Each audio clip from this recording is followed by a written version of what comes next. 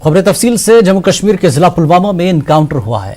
खेरू में security forces और मिलिटेंटों के बीच इनकाउंटर में एक मिलिटेंट ढेर हो चुका है, जबकि 3 सिक्योरिटी एहलकार जख्मी हुए हैं।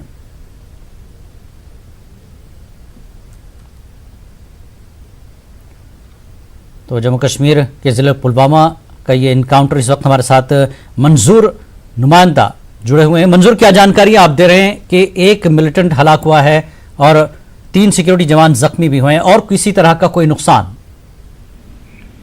जी जिलानी, ये जो इलाका है ये पामपोर का इलाका है, जंतरा गेरिया ख्रू में ये इलाका है जी। आज 12 बजे के करीब इस इलाके को फोर्सेस ने मुहासरे में लिया। इस दौरान फायरिंग की आवाजें सुनाई दी गई और उसके बाद एनकाउंटर शुरू हो गया।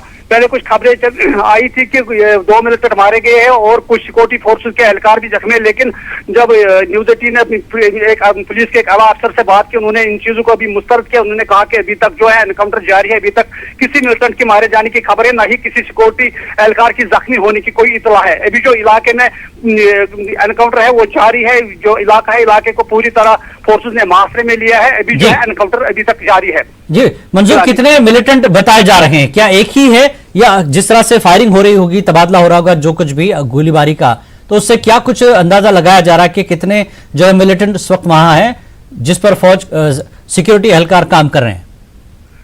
जी बताया जा रहा है कि इलाके में 2 से 3 मिलिटेंट छुपे हुए हैं जिनको न्यूट्रलाइज करने की कोशिश की जा रही है। लेकिन यही जो बताया जाता है कि ये जो पहले बताया गया था कि 2 मिलिटेंट मारे गए, लेकिन पुलिस ने अभी इसको मुस्तरद किया है और जो सिक्योरिटी एहलकार के जख्मी होने की इतला थी वो भी पुलिस ने अभी उनको मुस्तरद किया है। उन्होंने कहा कि जो भी बाद में सिचुएशन होगी तो वो आपको बताएंगे। जी बहुत बहुत शुक्रिया मंजूर इस जानकारी के लिए।